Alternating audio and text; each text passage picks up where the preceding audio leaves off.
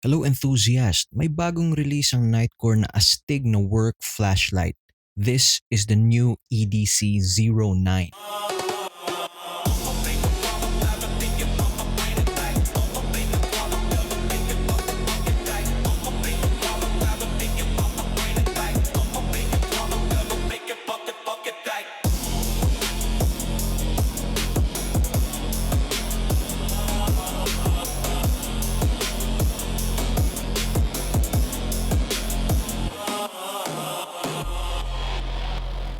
Matagal kong inabangan ng flashlight na to since its release.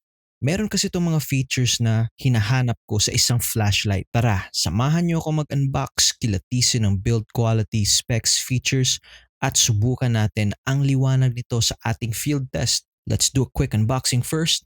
Let's go!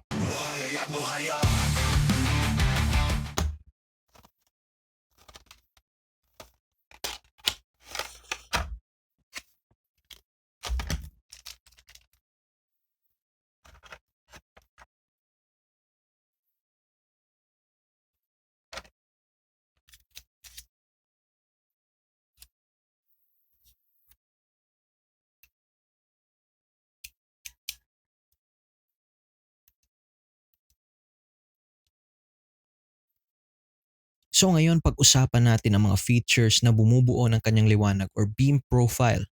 Starting with quad-core MCT or multiple color temperatures UHE LEDs with a max output of 1600 lumens.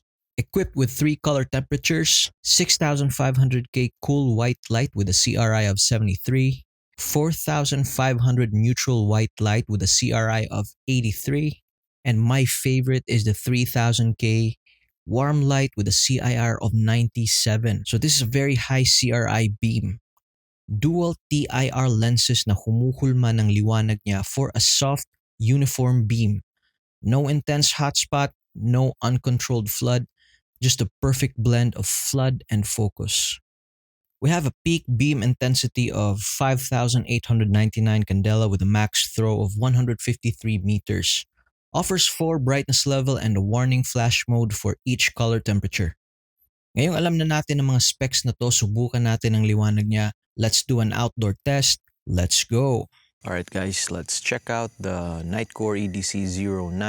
Let's go. So this is low, medium, and then high. Yung high mode niya ay napakalakas. So let's switch tints. So this is the cool white. Meron namang neutral white at low, medium, and then high. Look how bright that is. Tapos ito namang kanyang warm tint. That's low, medium, and then high. Still very, very bright for that warm high CRI.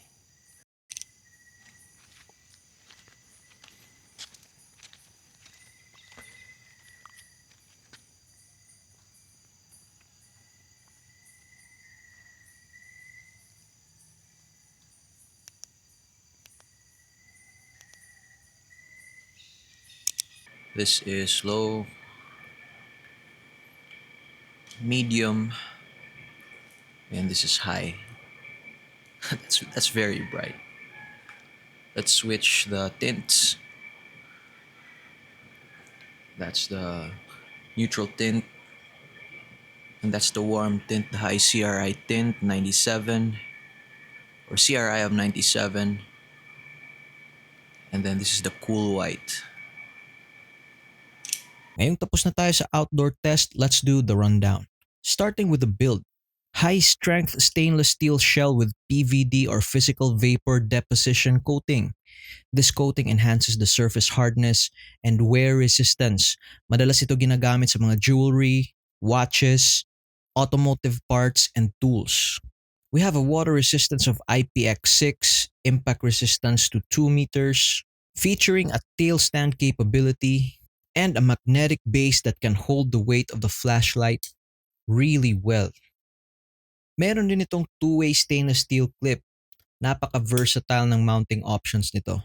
And now, with the moving parts, features a 102 degrees swiveling head.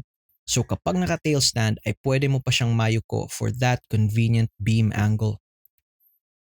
Meron ng power indicator, designed with an M button with a slide switch for easy operation. Internal features naman, powered by a built-in 1,100 mAh lithium-ion battery that provides a runtime up to 250 hours. And we have an intelligent battery charging circuit using a USB-C charging port, advanced power cutoff APC technology for an ultra-low standby power consumption. Highly efficient constant current circuit provides a stable output at meron na ring advanced temperature regulation or ATR module. Now let's discuss the interface. Napakadali lang. Slide the side switch to turn on. Merong tatlong stops, low, medium, and high. This system allows you to breeze through the brightness levels. Very convenient if you need quick access to the highest setting. Yung M button allows you to change the color temperature with one click when it's on. Long press for the blinking mode. Kapag naka-off naman, it initiates the battery indicator or power indicator. Meron din tong low power mode na 1 lumen, commonly known as moonlight mode. Press and hold the M button and slide the switch. So you have that 1 lumen mode. And you can do that to all temperatures. For many flashlight users, napakahalaga ng mode na to. So I'm glad that this is available sa model na to. I like that they included the diffuser, perfect when you bring this to camping, night fishing, or can be very useful during power outages or kahit gawin mo tong lamp sa chill at madilim na tambayan. Now my thoughts on this flashlight. I love that this has high CRI, warm color temperature. Trip ko talaga yung magandang kalidad na liwanag at yung warm light. Hindi mo makukuha yan sa karaniwang flashlight. The controlled flood swiveling head, included diffuser, makes this ideal for work and leisure. This is more useful than other flashlights that I own. Magugustuhan talaga to ng mga taong mahilig sa camping, evening tambay at lalo na yung mga nag-fishing. I highly recommend this. Akala ko malaki pero compact yung size nito in person. Check this out compared to a regular mouse. Yung looks niya ay napaka-pogi at astig. Hindi nagkulang sa bihis. Kahanga-hangang build quality as expected from Nitecore. Premium din yung feel niya sa kamay. So meron lang akong dalawang bagay na ipo-point out. I'm not considering this as a con, pero kailangan yung malaman na wala siyang lock. That is a very important safety feature. Pero dahil sa design ng switch niya, this is not prone to accidental press. And the way that the switch is oriented, kapag pinasok mo siya sa bulsa or any pockets in this direction, ay kapag sumabit yung kanyang switch, ay hindi naman ma-activate kasi naka-off yan. Unless you put it this way, meron siyang chance na masabit at ma-turn on mo.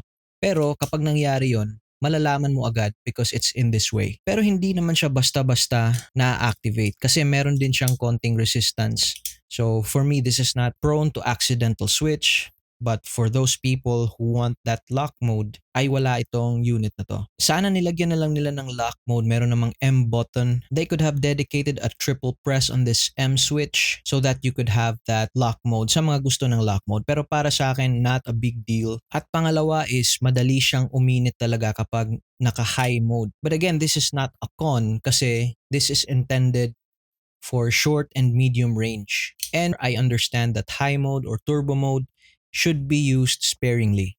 But no need to worry about overheating issues dahil sa ATR technology niya. It steps down for you to keep the flashlight from burning. But overall, this is an amazing light. I'm very happy with this unit and I'm excited what Nitecore has to bring for us with their EDC lineup or any other lineups. Kayo, ano sa tingin nyo? What are your thoughts on this flashlight? Kung umabot ka sa dulo ng video na to, maraming salamat sa panonood at kung nagustuhan mo to, please hit the like button, and if you want to see more of my stuff, please follow or subscribe. This is your boy Buhayag, and see you on the next video.